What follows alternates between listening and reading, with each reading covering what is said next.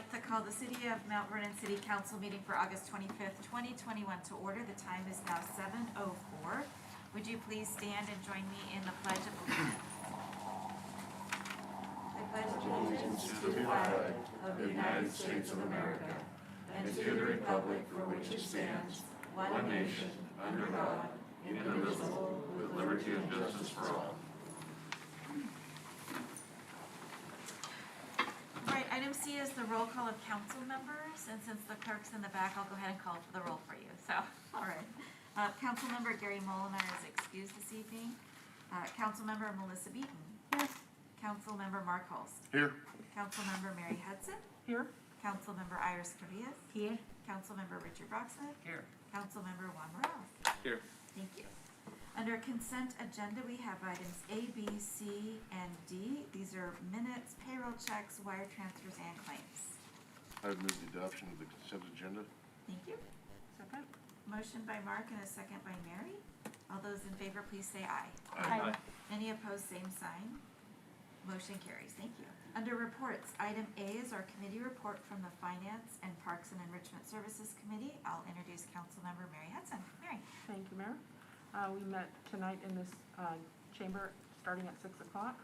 The first item of business besides approving our meeting minutes was a Parks and Enrichment Services update from Director Berner.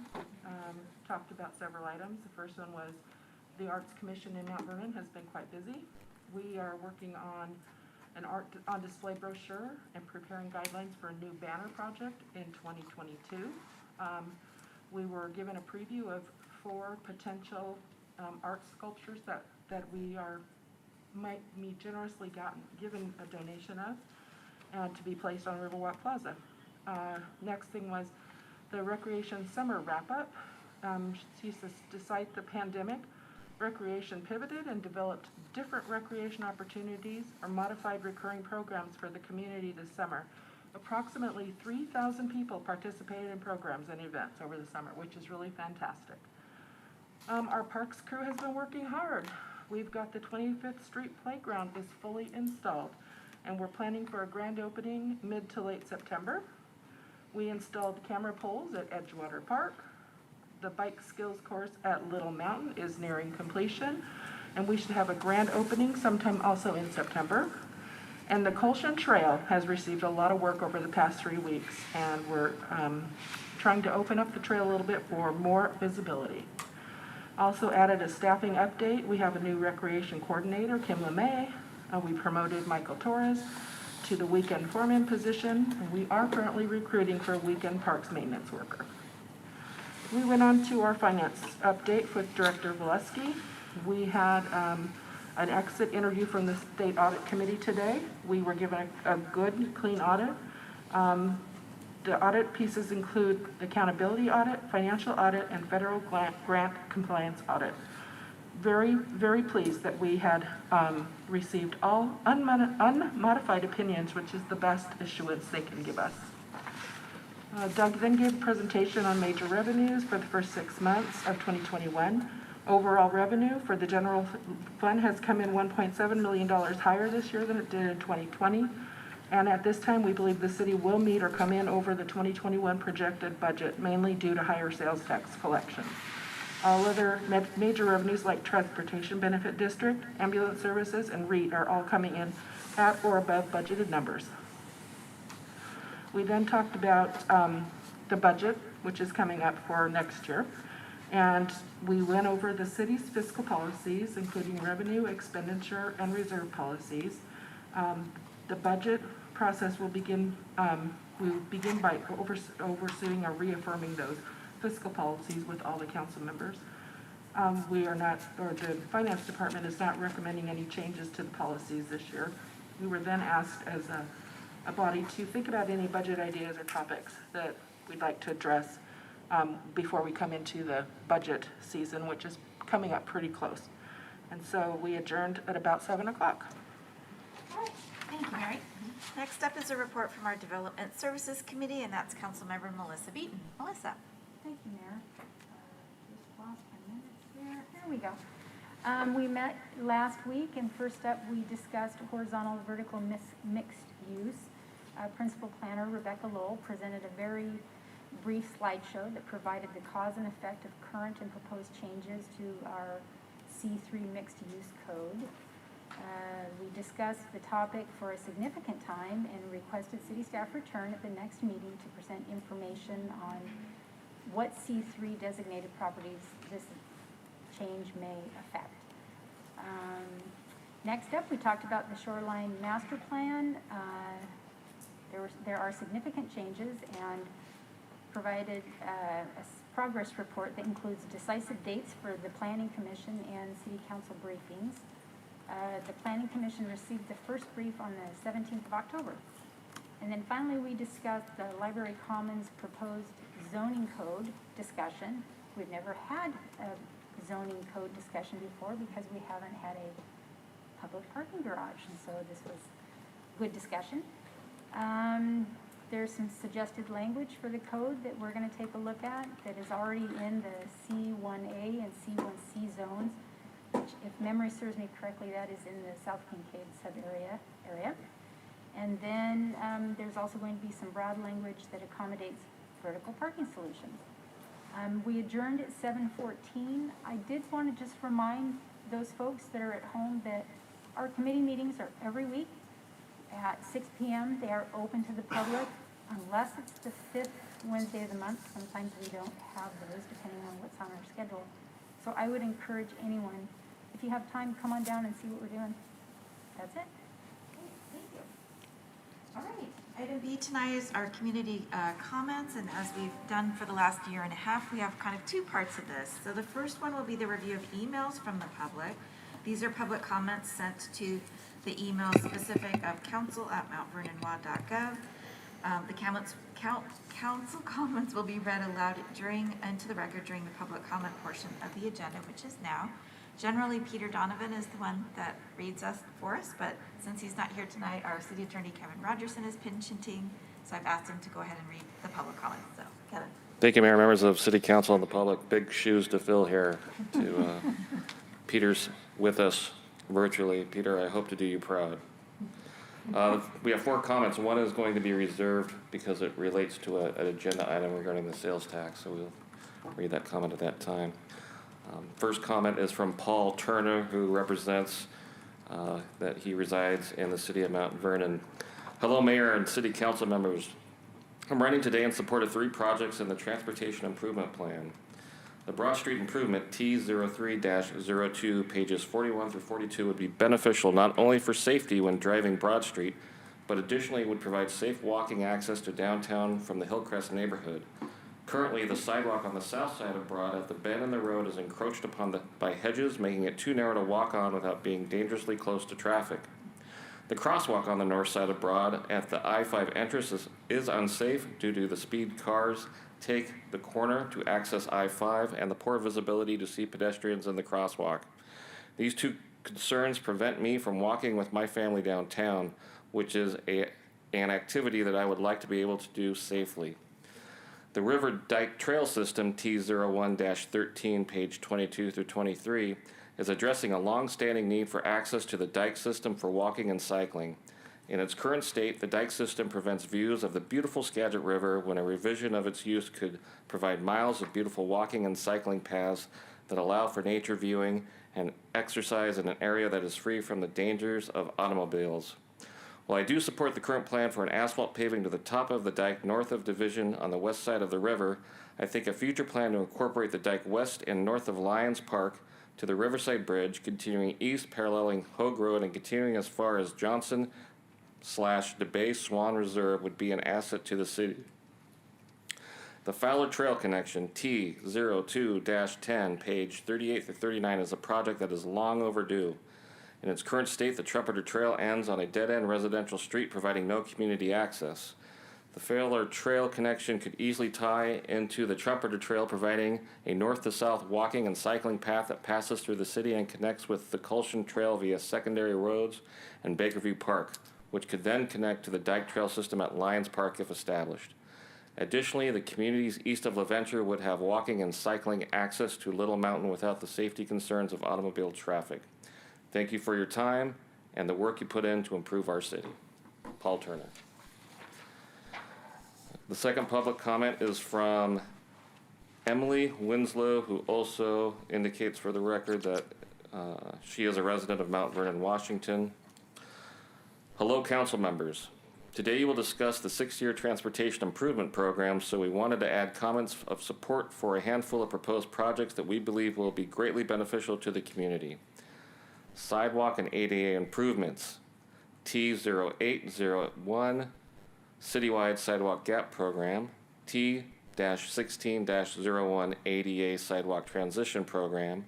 T-03-02 Broad Street Improvements. As parents of young children, runners, and cyclists, we spend a lot of time on our local sidewalks. They are extremely narrow, lack curb cuts, or just don't exist at all.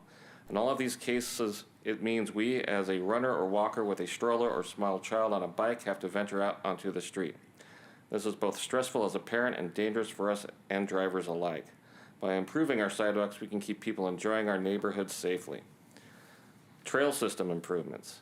T-02-13 River Dike Trail System Phase 1, T-02-10 Fowler Trail Connection, T-17-02 Skagit River Pedestrian Bridge. All of these projects will improve access to trails and public spaces that already exist. Having lived on the west side of Mount Vernon and biked many miles on the dike system, we would love to see it more accessible. Paving the dike would allow greater access for all abilities to enjoy. Little Mountain Park is one of our greatest assets, but is not accessible by foot. If you want to walk or run there, you need to run on the road, which is very narrow and has low visibility in places. The Fowler Connector Trail would eliminate some of that and give greater access to people and families and neighborhoods to give this gem of a park. Within our circle of friends, we have dreamed about a pedestrian bridge from downtown to Edgewater Park! We often take our kids to ride along the revetment, but don't feel it's safe enough to walk with them over to the west side to play at the playgrounds and enjoy the park. As avid cyclists, we too feel very unsafe having to ride across the bridge with traffic. Edgewater is such an asset to the community, and while geographically close to downtown, feels inaccessible. This project would be spectacular for our community. Please consider our comments around some of the proposed projects as you plan the next several years of work. We love living in Mount Vernon and value these initiatives that increase the accessibility and safety of our outdoor spaces. Thank you, Emily and Eli Winslow, Mount Vernon. And lastly, this is from Sue Roan, also identifies as living in Mount Vernon. Subject, fireworks and climate responsibility. Every year, smoke, fires, heat, and air quality are getting worse. I don't think we should be adding more pollution every year. We know fireworks can cause fires. We know the smoke is toxic. We know fireworks throw heavy metals and forever toxic chemicals onto our soil and water. The UN Climate Report has declared an environmental code red. Eventually, fireworks and the toxic smoke they emit will be phased out. Why not be proactive and change now for next year's show? I urge you to start planning now for next year. A novel drone show highlighting Skagit Valley next year would draw a crowd. I envision red, white, and blue decorated tractors followed by tulips springing up, then exploding with red, white, and blue firework tracers accompanied by music scores containing the anticipated booms and sizzles. Salmon could be jumping and catching red, white, and blue stars. The Skagit River, Salish Sea, and our farmers could be featured. Pair it with agro-tourist activities, a green festival at Edgewater, or the fairgrounds, and I think it may rival the Tulip Festival in adding to the local economy. Thanks for your time, Sue. Okay. Thank you, Kevin. Next up is public comments for those who may be in the audience. So if there's anyone wishing to speak, we've got a table here. We have mics in the ceiling, so you're able to be heard and recorded from that location. Is there anyone here for public comment? Okay. All right, we'll go ahead and move on. Item C is our council member comments. Any council member comments tonight? All right. I do not have a mayor's report prepared. Item E is committee agenda requests. Any committee agenda requests? All right. Oh, sorry, Mary. Go ahead. I haven't actually had a chance to talk to any of my fellow council members, but I would like to know if there's any appetite to revisit our noise ordinance. That was something that happened right when I came on council, which has been several years. So obviously we have some newer council members that weren't involved in that discussion. And I've had a citizen contact me about the noise level at her house. And I just wanted to know if there was any discussion or anybody with any appetite to revisit and look at our noise ordinance. I'd say we could have a discussion about it during one of the committees. I'm totally unaware of what you're talking about, so I'd be interested to know, what the concern is and if there's something that council can address or not. So,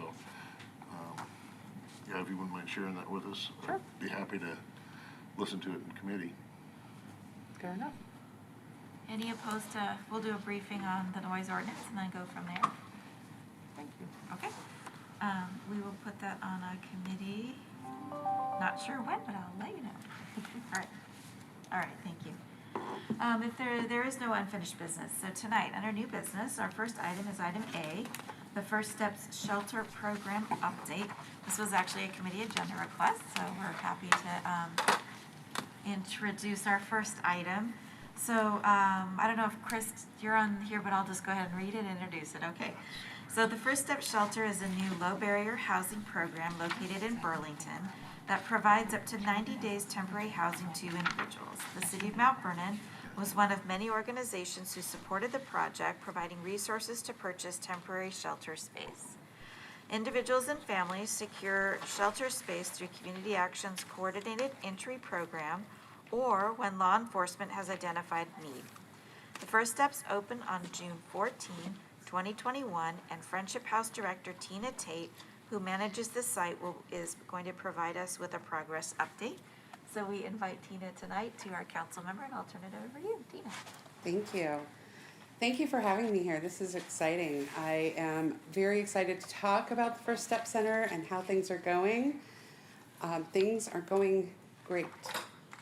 We're having some staffing issues, and we have more issues with our staff than our guests, with backbiting and turnover, things staff like to do. But everything is running very smoothly right now. And I have a little video. This is a video that was made by the Skagit Health Trust. Did I say that right? And it's a 12-minute video, so it is a little bit long, but it is really good, and I really want to show it to you, if you'll indulge me, and then I can talk a little bit about it and answer some questions afterwards. So I'm going to start that. I was homeless as a child. Is the volume good? Very abusive to me as a child. So I became homeless at the age of 10 years old. Because I had to live outside, or safer than being inside my house. I became homeless on March 9th when my house caught fire and burned down and I lost everything I owned. And so we decided to go camping. We drove across the United States, me and my dog, and came back here when funds ran out and slept in the car until this place came about. My mom passed away in September 24th of 2018, and we were in the process of being evicted at the time. And I ended up being escorted out of the house, or apartment, on November 2nd of 18, and I've been on the streets ever since. I took care of my mom for 4 years. She died, I can go back to me memories. I've been homeless for 2 years now. So there are a lot of factors that drive homelessness in Skagit County, and in our area, homelessness is a really complex societal issue, and I think we often tend to focus on the societal side of that, so looking at key drivers like drug and alcohol issues or mental health. But regionally, when you look at the causes of homelessness, a lot of it is tied back to a lack of housing that people with lower incomes can afford. A large population is the elderly over the age of 60 that are on fixed incomes and can't afford to rent anything in today's housing environment. There's a lack of housing and there's a lack of affordable housing. My name is Wade Colbeck, and I generally just try to find some place out of the way. I take home right around $1,000 a month, and that's just doesn't seem to be enough for an apartment, unless I could find something, you know, housing of some sort that's compatible, like 400, 500, something like that. So it doesn't take all my money. Being homeless has a lot of effects on people, both with their mental health. It's very traumatic. They're a lot more likely to be the victim of a crime. They're vulnerable to the elements, their belongings get stolen, their medications that they need get stolen. We know of a lot of homeless people who have cancer, diabetes, are on oxygen, and it's really hard to manage those health conditions when you don't have a warm bed or a place to store your medication and that kind of thing. At the beginning, it was like being dropped on the dark side of Wonderland. I mean, I got a rude awakening. I mean, I had what I called willful blindness. I knew homelessness, you know, existed in the county, but I didn't see it. You know, I'd see the people on the street, and I believed the stereotypes about, you know, drug and alcohol, and that's why everyone's on the homeless and blah, blah, blah, blah. And then I landed right in the middle of it, and I'm like, okay, this isn't what I was told growing up.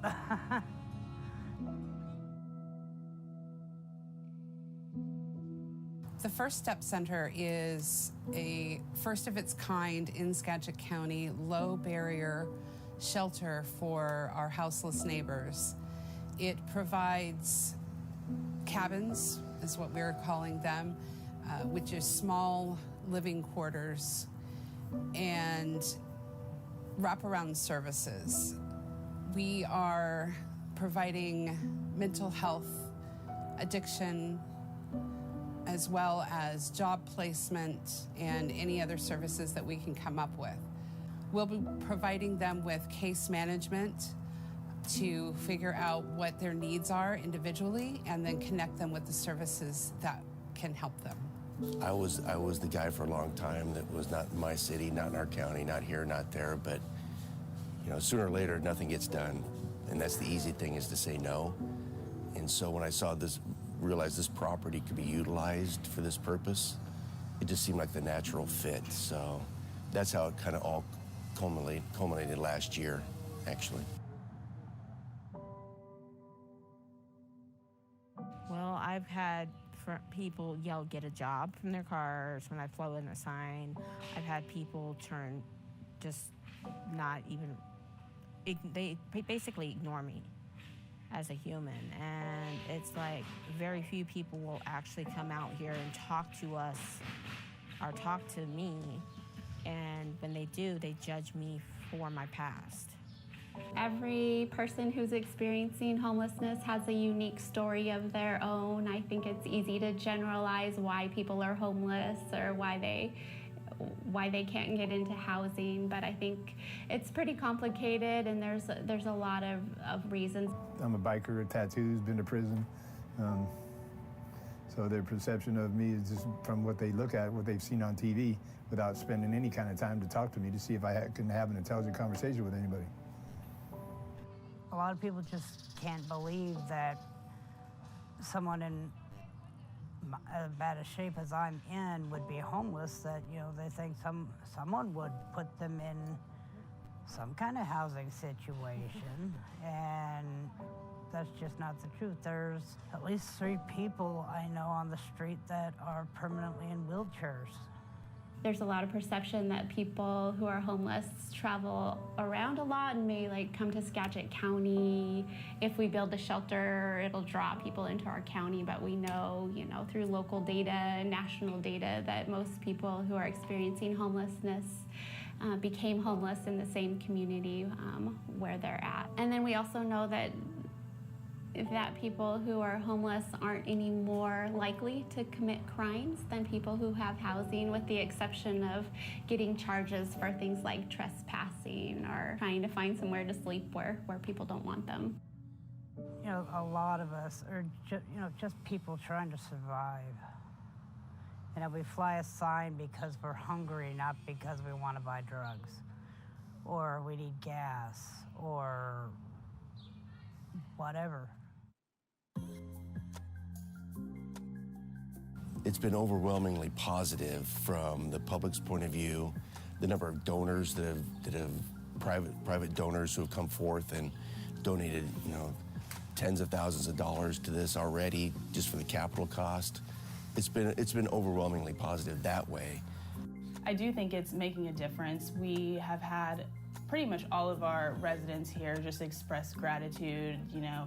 This shelter, we just wanted it up just to get people off the streets. So there are a lot of things that we didn't think about, and some of those have come, they've asked us about it, like, oh, what about this, what about that? And we're like, oh, we didn't really think about that, but that's a good thought, and I definitely think it'll better the facility in the future, just kind of working out those kinks. But the residents are extremely grateful for the shelter opening when it did.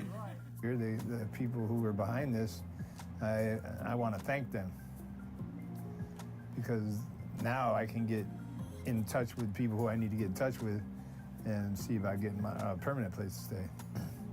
It's making me learn that there's not all bad people in the world, because I've only known a lot of bad people. I'm also a domestic violence survivor. So, it's hard to trust people when you don't know where to turn, especially. When somebody comes to the First Step Center and they receive services and case management, the idea is that we'll be able to move them into Friendship House core shelters or some other shelter service after the 90 days and elevate them to the next step, the next level, and ultimately back into the community as a thriving member. I want to transition into some permanent housing, and they offered me a job. I filled out the application yesterday to work for the security company, so I'm hoping that pulls through, and then with that and my disability, I should be able to get a house and get out of this situation. Be careful. It's so easy to become homeless. Just one paycheck, one getting laid off. It's real easy to become this way. You think I like dressing like this? Don't judge a book by its cover. If you can help these people, help us through resources or education or whatever it might be, then by all means do what you can to help people, because that's what we're about, right? Just don't judge everybody. We're not all the same out here. Just come out and speak to one of us. Learn to come to us personally, and not, oh, you're a drug addict or you're alcoholic because you're on the streets. We're not all the same. We aren't here to rob you. A lot of us are just down and out. If you want to get rid of homeless people, you need to help homeless people. We're not gonna just disappear. There's no one cause of homelessness, and there's no one solution to homelessness. We have people who suffered things in their childhood. We have people who have lost their jobs and just need a respite to get back on their feet. We have folks who have mental health issues. We have folks who have substance abuse issues, absolutely, or a combination of any of those. It's a very complex problem. I think there's probably not one specific way forward. I think we need a supply of additional units kind of across the income spectrum, across what we call the housing continuum, everywhere from market rate units for purchase all the way down the income and service spectrum to housing that's available to people with lower or no income. And in order to make a difference in Skagit County, we're going to need additional housing stock across that spectrum.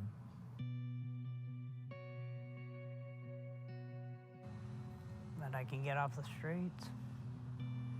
So I don't have to worry about my health problems causing me to end up dead somewhere in a ditch.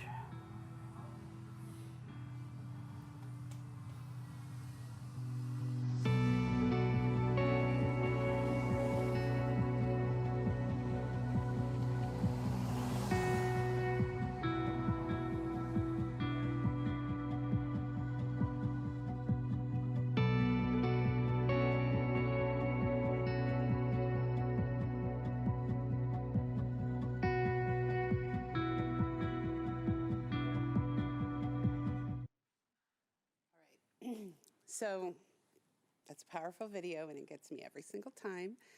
I want to first start off by saying thank you to the city of Mount Vernon for providing 7 of the cabins. It makes a huge difference. I was not going to cry. So I want to talk for just a minute. These are faces that a lot of you have probably seen, people we know. These are the people that we are serving at the First Step Center. This is a low barrier shelter. This means it's not clean and sober. These are the people that we're serving at this shelter. Thank you. The people are not getting high and drunk and being able to stay here and do whatever. They want to change their lives. One of the gentlemen in the video without a shirt, we have resident meetings every week where they come and they talk about the things that they need and give their feedback about things. We want them involved in this. This is their community, and we want them involved. And he was so grateful. At our first meeting, we had the Burlington Police Department there. The mayor was there, and he was so grateful. He started crying and saying, I just want to get a job. I don't know if he'll be able to get a job because of his mental health issues, but he just wants to work. He just wants to live a normal life. And he thanked us so much for this. He said, this has saved my life. So these are the people that we're serving. These are the people of our community. We're not getting people from outside of our community coming in and trying to overrun this shelter. These are our people. These are our neighbors. So I just wanted to share that with you. To give you a little bit of statistics, we've been open since June 14th. We have not had any successes yet.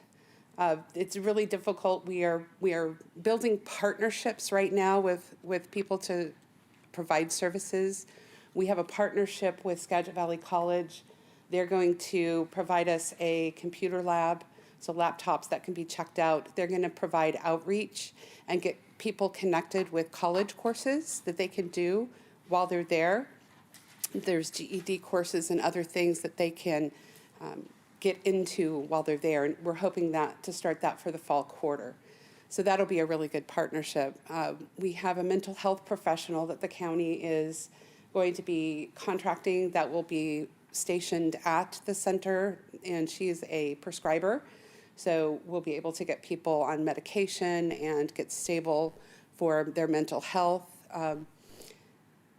So just right now we're building those partnerships. We're doing the case management, finding out what people need and how we can best serve them. So going forward, we can provide those services for them. We need housing, obviously, we all know that. And finding permanent housing for people who have fixed incomes, little or no incomes, is going to be very difficult. But we are hopeful that we can start making things happen and connecting people with permanent situations in the near future. It probably won't be right away.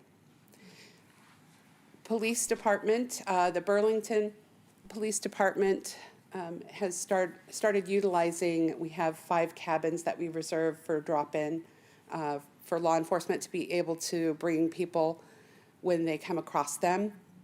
And we started with the Burlington Police Department, obviously because it's in the city of Burlington. We've been working very closely with them. They've, since June 14th, have brought 30 people in on the night-by-night shelter. And Mount Vernon, we opened it up to Mount Vernon next, and so far we've only had 5. Cedar Woolley has brought 1, and the Sheriff's Department has brought 1. We haven't opened it widely yet to all law enforcement, mainly just Burlington and Mount Vernon to start. We're just trying to get our feet under us, and we're doing sort of a soft open, making sure that everything is in place before we don't want to bring a lot of people in there and then start having issues that we can't control. So we're trying to open this in a controlled manner. And we're going to be providing law enforcement with guidelines of these are the things that you need to do if you want to drop somebody off at our place. So that seems to be going pretty good. Does anybody have any questions? Maybe Mary? I was just wondering, how many units are you using at this point? We have 27 people, and I believe we're using 21 of the units right now. Okay. That does not include the 5 for law enforcement drop-off. Great, thank you. Other questions for team? Just go ahead and jump right in if you have any. I would just say, Tina, you said you haven't had any successes yet, and I think you have. You've got people with a roof over their head and some stability, and they're getting the mental health treatment that they need. They're given some opportunities, so don't sell yourself short. You've had some successes, maybe not the ones you want to see, but we are moving in the right direction. So thank you. Thank you. I'm happy with providing what we're providing, and I'm always striving for more, though. So Tina, I know on the last of your slide, there's ways to help support you. Yes. And so do you want to point out the flyer that you have with the contact information? Yeah, so you can always go to our website, SkagitFriendshipHouse.org. And there's a lot of information there. There's a way to donate. This video is on there on the homepage if you want to share that out. But the little brochure that I gave you guys that tells about the center also has a way that you can donate or support us. Yeah, and you can always reach me. If you don't have my information, Jill does. Thank you, Jill, for everything that you've done all these years in support of this. Great. Thank you very much. Thank you. Thank you for coming tonight and the update. All right. Item B tonight is a public hearing for sales and use tax rate increase. And again, we've got Kevin, our city attorney, pinch hitting for Peter Donovan, so he will be presenting the item tonight. Kevin. Thank you, Mayor and members of City Council. Before you is an ordinance that, if adopted, would create a new chapter 370, which is your basically what I'd call your tax code in the city. If you adopt that, that would allow you to install a sales and use tax for housing and related services. This is ordinance as a direct result in 2020, where the Washington State Legislature enacted House Bill 1590, which amended state law to allow local governments to impose additional sales and use tax to fund investments in affordable housing and related services. As amended, it allows Skagit County to impose an additional sales and use tax at a rate of up to 0.1%. However, if Skagit County does not impose the tax or the full rate of the tax authorized by September 30th, 2020, which they did not, the City of Mount Vernon was then authorized to impose the whole sales and use tax rate or the remainder of the rate. However, if the county imposes the tax authorized after the city has imposed the tax, the county must then provide a credit against its tax for the full amount of tax imposed by the city. So to date, the county has not imposed the additional sales and use tax authorized by state law. However, they have represented that they intend to do so, but have graciously provided the city council an opportunity to take this ahead of their action, thereby you retaining control of such funds that are coming or being imposed upon the citizens of Mount Vernon.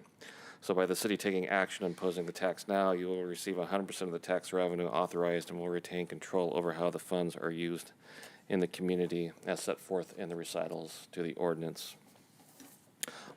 State law does not require this to be a public hearing. However, the council would wish, given the gravity of imposing any new tax, the public have an opportunity to have comment. So this is appropriate to have a public hearing at this time. Any questions for Kevin before we open the public hearing? Okay.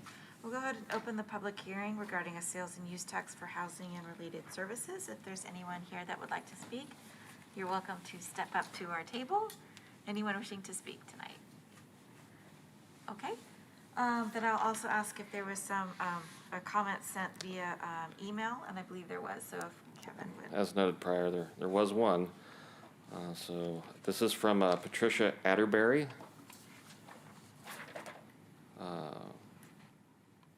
She doesn't list a city of residence. Dear council members, thank you for serving Mount Vernon as city council persons. To become more involved in what is going on locally, I decided to read the agenda for today's Mount Vernon City Council meeting. First off, I want to tell you how much I appreciate you having the Pledge of Allegiance at the top of the agenda. Thank you. Reading down the agenda, I was dismayed to see the proposal to implement a sales tax to fund affordable housing and related services. Please vote against implementation of this tax. I have learned through experience that excessive social services such as public housing foments laziness and dependence upon public handouts. I understand that this idea may have been generated with compassion in mind, but history teaches us that public housing degenerates into tenements, slums, havens for drug use, and criminal activity. Enabling bad behavior is not a compassionate thing to do. Do we really want this in our lovely city? Please vote no on this ordinance today. Thank you for your kind consideration, Patricia Atterbury. And that's the only email that we've received to the best of my knowledge. Okay, thank you, Kevin. So with that, we'll go ahead and close the public hearing regarding sales and use tax for housing and related services. In your council packet, it just provides information, and maybe for the public's information, this particular sales tax collection would be restricted to very specific spending. A minimum of 60% of the monies collected from this tax must be used for the construction or constructing affordable housing, constructing mental and behavioral health facilities, or funding the operations and maintenance costs of new units of affordable housing and facilities where housing-related programs are provided, or newly constructed evaluation and treatment centers. There are also restrictions regarding the population the additional funding may be used to serve. The affordable housing and facilities provided housing-related programs may only be provided to persons whose income is at or below 60% of the median income of Skagit County, and are persons with behavioral health disabilities, veterans, senior citizens, homeless families with children, unaccompanied homeless youth or young adults, persons with disabilities, or domestic violence survivors. The remainder of the monies collected from this tax must be used for the operation, delivery, or evaluation of mental and behavioral health treatment programs and services or housing-related services. If the council chose to enact the ordinance, the collection would not begin until January 1st of 2022. And according to the just calculations, the city may be collect approximately $870,000 per year. Any questions from the city council or comments? Mark? No, I don't really have a question. I have a couple statements. First off, the state has cut all the funding basically for the most vulnerable in our community. They did give us a tool here through this 0.1% sales tax to help the most vulnerable in our community. If we don't act as a city council, the county has already indicated that they would, which would leave the citizens of Mount Vernon without any input on how any of this money was spent. So I think it's imperative that the council passes this. We'll be able to utilize these funds to help projects like what Tina just presented to us, for one area of that anyway, mental health support, drug and alcohol treatment. There's a number of places, it's not necessarily public housing, there's a number of places that we can utilize that. The state's also mandated that our law enforcement turn to more of a social agency. This will help kind of offset some of those costs that we're going to incur as a city to meet those new demands. So with that, I would move the adoption of ordinance 3836. Second. Motion by Mark and a second by Melissa. Any further comment? Yeah, I just want to make a comment if I could. As usual, Mark articulates it very well. Thank you. I will respectfully disagree with anyone that would make a statement that this is not needed in our community. It is very needed, and I support this 100%. speak a little louder? It's really hard to hear with masks on. My apologies.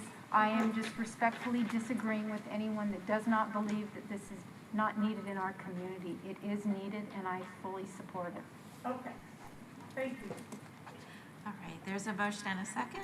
All those in favor, please indicate by saying aye. Aye. Aye. Aye. Opposed, same sign. Motion carries. Councilmember Brocksmith, did you want to make a comment?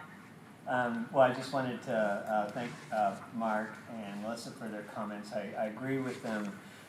Very much needed, and appreciate the state providing some tools so we can help our citizens with this process, with the struggles they're going through, because it can happen to many of us.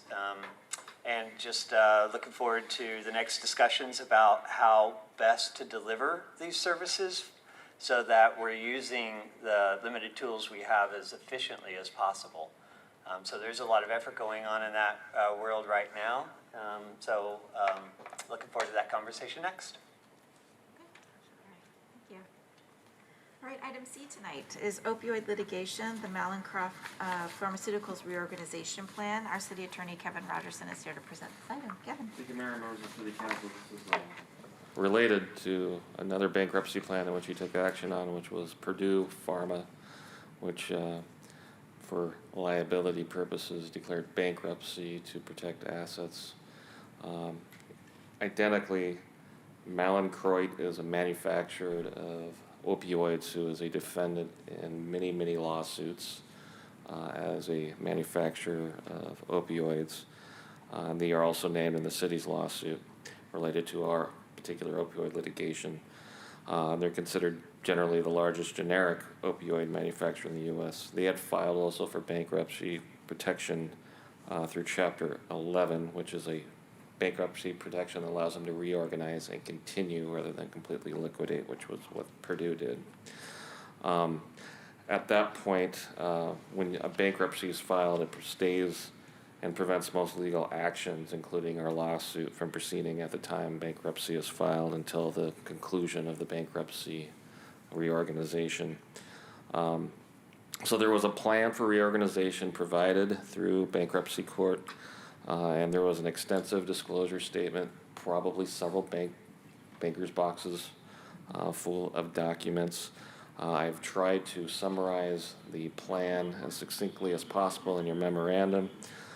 We have a vote for or against the plan because we are a creditor with legal claims against Mallinckrodt, which provides a standing to vote on the plan. Similar to Purdue's plan, the proposed plan was a product of extensive negotiations and mediation between all the claimants, secured creditors, unsecured creditors, people who filed lawsuits such as the city. The deadline for voting was September 3rd. Today I was informed it was extended to September 10th. And a final hearing on the confirmation of the proposed plan was set for September 21st. I believe that date is still the same. So what's the plan? Mallinckrodt proposes, similar to Purdue, by creating a trust of mostly what we would call abatement funds, which would be money used to abate the harms caused by the opioid epidemic nationally, and we would get a portion of those funds locally through a state allocation. They create two abatement trusts like Purdue. They create one for national sovereigns, the national sovereigns, Native American tribes, and one for other government entities. While we don't know the form of the trust yet because they're not available, we believe that it will be similar to the trust in the Purdue bankruptcy, and the funds distributed through the trust will be used for the same types of approved opioid abatement uses.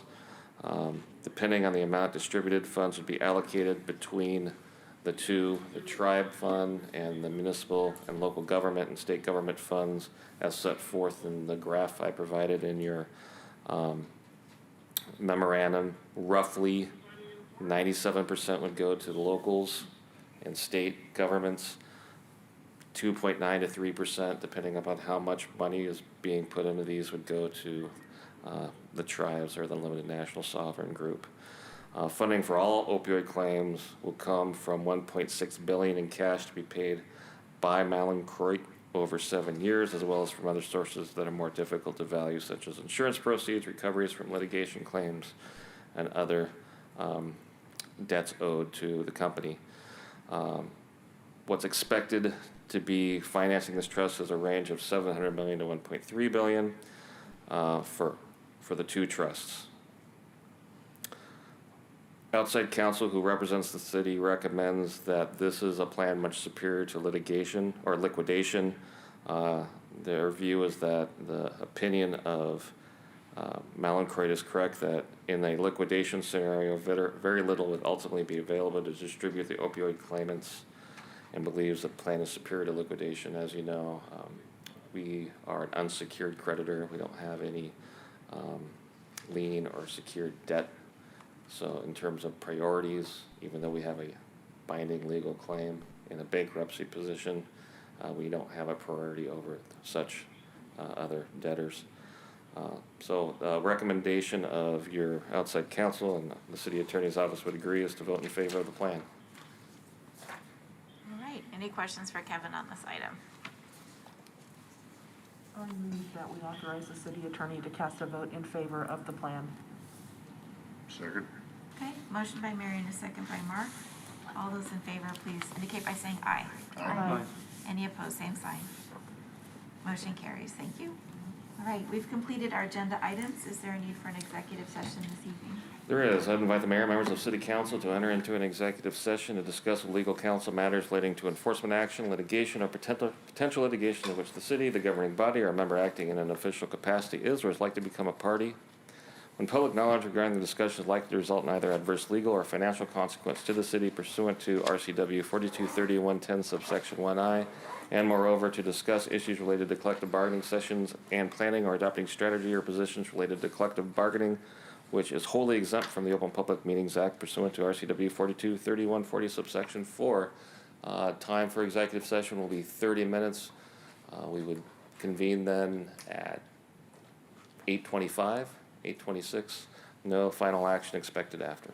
All right, with that, we'll be adjourned into executive session at 7:57.